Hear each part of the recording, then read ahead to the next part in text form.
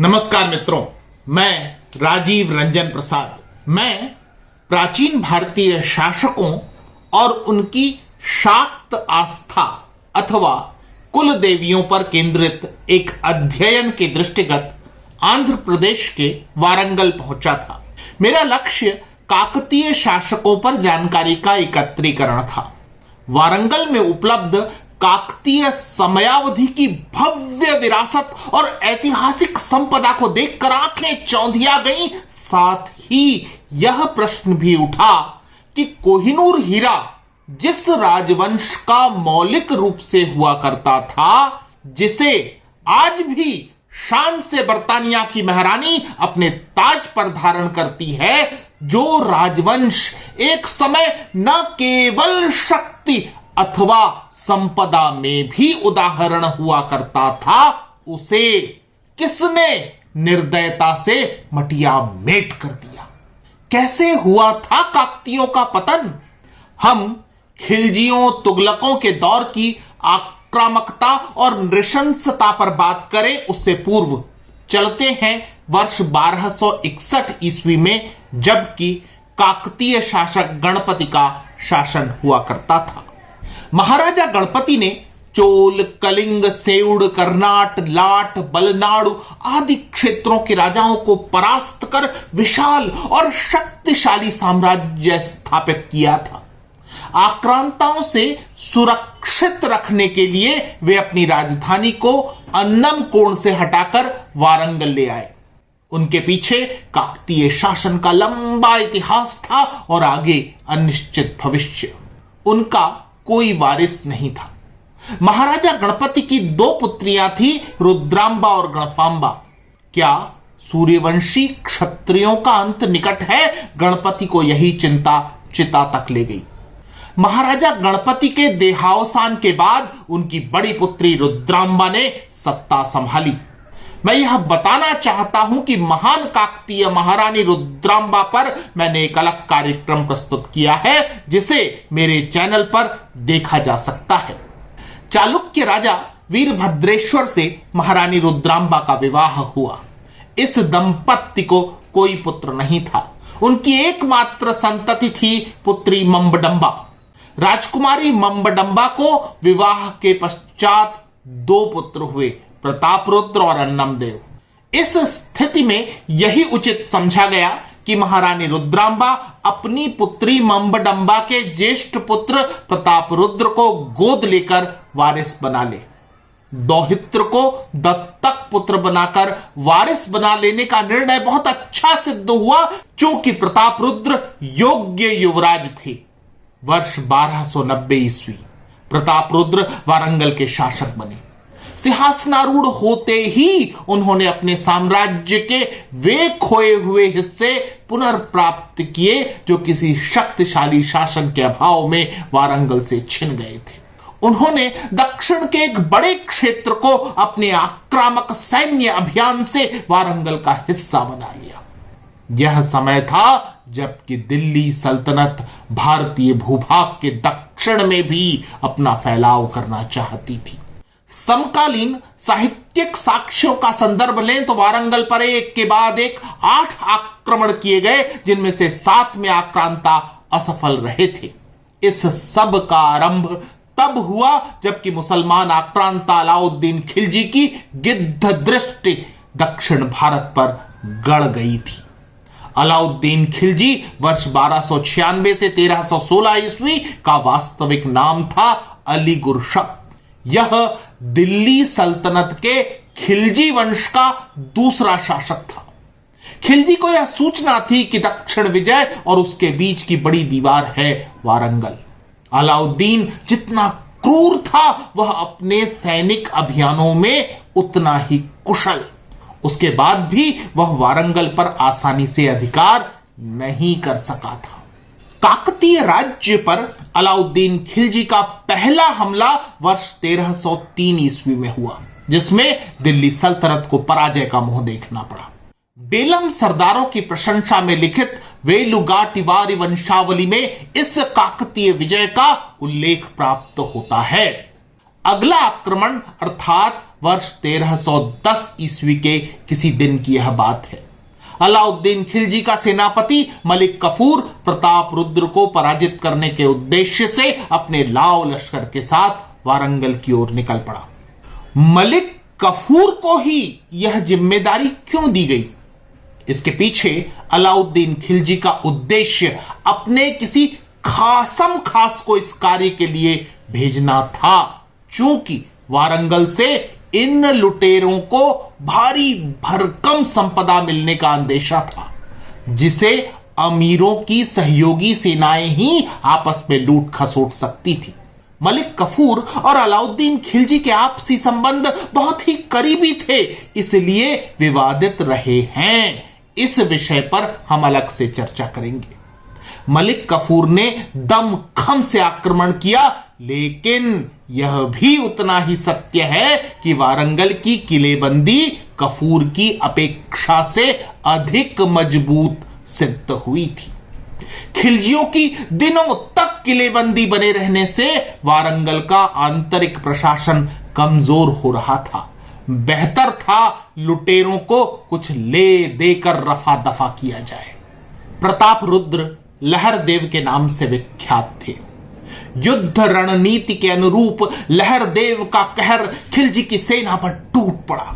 प्रताप रुद्र ने समस्त शक्ति लगाकर पहले तो एक तीव्र आक्रमण किया, जिससे मलिक कफूर और उसकी सेना के पैर उखड़ जाएं, और उसी संध्या को खिलजियों को वार्ता और समझौते के लिए भी आमंत्रित कर लिया। प्रताप रुद्र ने बहुत भारी मन से अलाउद्दीन खिलजी को खिराज देना स्वीकार कर लिया। संधि हुई, जिसकी शर्तों के अनुसार मलिक कफूर को भारी भरकम धनराशि के साथ साथ हाथी और घोड़ों की एक बड़ी संख्या प्रदान की गई। संधि की शर्तों में प्रति वर्ष हाथियों की एक निश्चित संख्या को दिल्ली भेजा जाना भी सम्मिलित था। प्रताप रुद्र ने परिस्थिति के अनुकूल वारंगल को क्रूर आक्रांताओं से बचा लिया और कुछ ही समय के बाद अपनी स्वाधीन पहचान पुनः कायम कर ली। समुचित शक्ति संचयन के बाद खिलजी को खिराज देना बंद कर दिया गया। लहरदेव का आतंक मुस्लिम आक्रांताओं में था। दोबारा आक्रमण करना खिलजी के लिए भूल हो सकती थी, इसलिए शांति के 12 अगले वर्ष व्यतीत हुए। समय बदला, दिल्ली का तख्त बदला। अब दिल्ली गियासुद्दीन तुगलक वर्ष 1320 से 1325 ईस्वी की थी और लहरदेव उनकी आंख का कांटा। गियासुद्दीन तुगलक को तुगलक वंश का संस्थापक भी माना जाता है। तुगलक ने अपने बेटे जौन खां अथवा उलूग खान को जिम्मेदारी सौंपी कि वारंगल पर पुनः दिल्ली की सत्ता स्थापित हो। जौन खां शक्तिशाली सेना लेकर देवगिरी के रास्ते वारंगल की ओर बढ़ा। प्रताप रुद्र सतर्क थे। वारंगल ने अपने सीमावर्ती राजाओं से संधि कर ली थी। तुगलक की सेना को संगठित विरोध का सामना करना पड़ा। महीनों से घेराबंदी थी। वारंगल जौन खां को दूर की कौड़ी लगने लगा। एक पराजित की तरह लौटना उसकी क्षमताओं पर प्रश्न चिन्ह लगा सकता था। युद्ध के आरंभ में ही प्रताप रुद्र ने मध्यस्थों के माध्यम से खबर भिजवाई थी कि यदि तुगलक की सेना लौट जाती है तो वे सुल्तान को नियमित वार्षिक कर अदा करेंगे। जौन खां ने तब यह शर्त स्वीकार नहीं की थी। इस पल वह स्वयं सम्मानजनक वापसी का रास्ता तलाश रहा था। प्रताप रुद्र का पूरी तरह दमन करने का अर्थ होता कि भविष्य में कभी दिल्ली के खिलाफ दक्षिण से स्वर नहीं उठेगा। अनेक संदर्भों के माध्यम से घटनाक्रम का समग्रीकरण करें तो बहुत ही रोचक जानकारी प्राप्त होती है। वारंगल की घेराबंदी के दौर में ही जौन खां के शिविर में एक दिन वह अपने बचपन के मित्र और विश्वास पात्र साथी उबैद के साथ बैठा हुआ मदिरा पी रहा था। इसी मध्य दिल्ली से सुल्तान का कोई आवश्यक और गोपनीय संदेश वहां पहुंचा। किसी कारण से सेना में यह गलतफहमी फैल गई कि दिल्ली में सुल्तान की मृत्यु हो गई है और वही संदेश आया है। हंगामा हो गया। नए सुल्तान की खबर ने अमीरों पर ऐसा असर किया कि कई तो सुबह होने का इंतजार किए बिना ही अपनी सैन्य टुकड़ियों के साथ दिल्ली की ओर कूच कर गए। खबर को पुष्ट करने का तब जरिया नहीं था। अफवाह नई नई कहानियां बनकर एक कान से दूसरे कान इस तरह पहुंची कि तुगलकी सेना में विद्रोह हो गया। इधर तुगलकों के शिविर में बंदी बनाए गए महाराज प्रताप रुद्र के सैनिक मौका पाकर आजाद हो गए। परिस्थितियां उनके अनुकूल थी। भागती और लाव लश्कर लपेटती बची खुची सेना के लिए वे पर्याप्त थे। जॉन खां को बुरी तरह लूट लिया गया। किसी तरह वह जान बचाकर देवगिरी की ओर भागा, फिर लुटा पिटा दिल्ली पहुंचा। तुगलकों के लिए यह अत्यधिक अपमानजनक स्थिति थी। 2 साल की तैयारी, गुप्तचरों का विशाल तंत्र तैयार करने के बाद वर्ष 1324 ईस्वी में दुगनी शक्ति और बेहतर रणनीति के साथ जॉन खां ने वारंगल पर आक्रमण किया। भीषण संग्राम हुआ। महाराज प्रताप रुद्र युद्ध का हश्र जान गए थे। उनके भीतर का नायक पीठ दिखाने के लिए तैयार नहीं था। किले के भीतर रसद की कमी होती जा रही थी। जॉन खां अपने अभियान में इस बार सफल हुआ। तुगलक सेनाएं जब किले के भीतर प्रवेश करने में सफल हुई, तब यह तय था कि वे सब कुछ नष्ट भ्रष्ट कर देने के लिए आतुर थी। मुस्लिम सेना ने दुर्ग में प्रवेश कर तबाही मचा दी। कई घरों को लूटा, भवनों को ध्वस्त किया।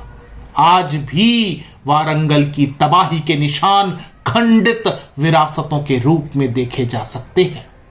ऐसी भव्यता को खंड खंड कर दिया जिसे निर्मित करने की क्षमता किसी खिलजी, किसी तुगलक, यहां तक कि किसी मुगल में भी न थी। लूटपाट, कत्ल और बलात्कार महीनों तक वारंगल में तुगलकी नृशंसता जारी रही। अपने हृदय में धधकती अपमान की प्यास को पूरी तरह बुझाने के बाद ही जॉन खां दिल्ली के लिए रवाना हुआ। हाथियों, घोड़ों और ऊंटों पर लादकर वारंगल का खजाना दिल्ली ले जाया गया। कोहिनूर हीरा इसी लूट का हिस्सा था, जिसे नुमाइश के बाद सुल्तान को भेंट कर दिया गया। दक्षिण भारत के महान काकतीय राजवंश का इसके साथ ही पतन हो गया। प्रश्न यह है कि महाराज प्रताप रुद्र का क्या हुआ? इस पर कई पक्ष हैं। कुछ के अनुसार प्रताप रुद्र की हत्या कर दी गई थी, जबकि कतिपय संदर्भ कहते हैं कि जब महाराज प्रताप रुद्र को बंदी बनाकर दिल्ली ले जाया जा रहा था, तब मार्ग में ही नर्मदा नदी के तट पर उनकी मृत्यु हो गई। संभवतः उन्होंने स्वयं अपना जीवन समाप्त कर लिया। अन्य तल्ली नामक रेड्डी रानी के सन 1423 के कलवचेस दान पत्र के अनुसार महाराज प्रताप रुद्र देव अपनी इच्छानुसार देवलोक पहुंचे थे। इस वाक्यांश का कतिपय विद्वान यह अर्थ निकालते हैं कि उन्होंने आत्महत्या कर ली थी अथवा अपने किसी साथी से कहकर अपनी हत्या करवा दी थी।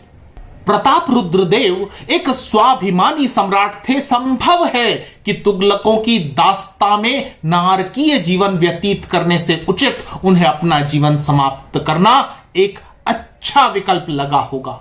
सत्य जो भी हो, काकतियों की इस पराजय और पतन के साथ ही वारंगल ने भी अपना वैभव खो दिया और वह मुसलमान आक्रांताओं की विध्वंस लीला के हवाले होकर खंडित विखंडित होकर रह गया था।